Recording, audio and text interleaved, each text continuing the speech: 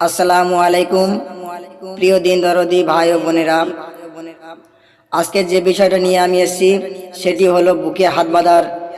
সে বিষয় নিয়ে একটু আলোচনা করব, বা অথবা আলোচনা নয়, এটা আলোচনা দেখাবো। আলোচনাটা দেখতে থাকুন। আলোচনাটা হলো আব্দুল রাজ্জাক বিন ইউসুফ। তিনি বলছেন যে বুকের উপরে হাত বাঁধা সহিহ হাদিস উনি নাকি পাঁচটা পেয়েছেন।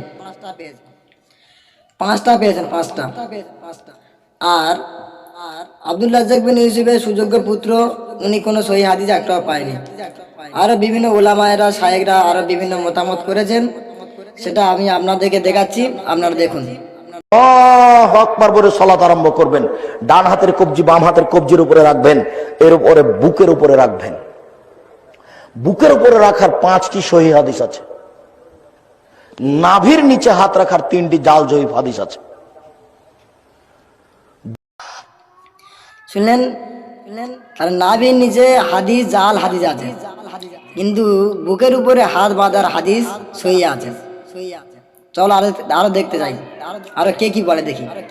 একটা বলেন বুকের উপর হাত বাঁধার সহিহ হাদিস আছে, কিন্তু আমি হাদিসের সনদগুলো দেখেছি, এমনকি বুখারীতে হাত বাঁধা ছাড়া কোনো স্থানে হাত বাঁধতে হবে সম্পর্কে কোনো সহিহ হাদিস নেই। আপনার মত কি?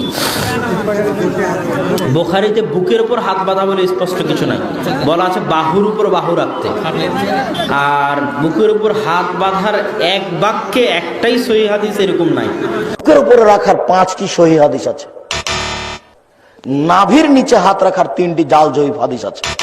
কি বুখারীতে বুকের উপর হাত বাঁধা বলে স্পষ্ট কিছু নাই, বলা আছে বাহুর উপর বাহু রাখতে। আর বুকের উপর হাত বাঁধার এক বাক্যে একটাই সহিহ হাদিস এরকম নাই। বাঁধার হাদিস নাকি জয়ীফ?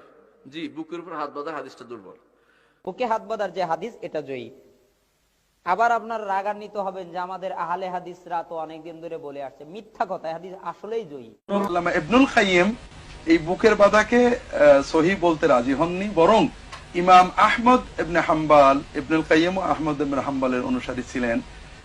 ইমাম আহমদ ইবনে হাম্বল নাভির নিচে বা উপরে বাঁধতে বলেছেন, বুকে বাঁধাকে তিনি মাকরু বলেছেন। যে কারণে ইবনুল কাইয়িম বুকে বাঁধার হাদিসকে সহিহ বলতে উনি আপত্তি করেছেন। লাম ইয়াকুল আলা সদরিহি ইল্লা মুআম্মাল, এই একমাত্র ব্যক্তি ছাড়া কেউ বুকের উপর কথা বলিনি, সে দুর্বল। জয়ীফ হাদিস হাদিস নয়, ওটা মানুষের বানানো। তাহলে শুনলেন, এই যে বুকের উপরে হাত বাঁধা, এটা কিন্তু জাল হাদিস আমি একবারে বলিনি, বলেছে কিন্তু আমাদের বিভিন্ন আলেম উলামারা, অর্থাৎ এমনকি আলে হাদিস লোকেরাও বলেছে। ভুল করবেন না, কিন্তু এটা কিন্তু আমি বলিনি। আর আমার উপরে কেউ প্রলোভ লাগাবেন না। আল্লাহ পাক আমাদেরকে সবাইকে সঠিক বোঝার এবং সঠিক পথে চলার তৌফিক দান করুন। আমিন সুম্মা আমিন।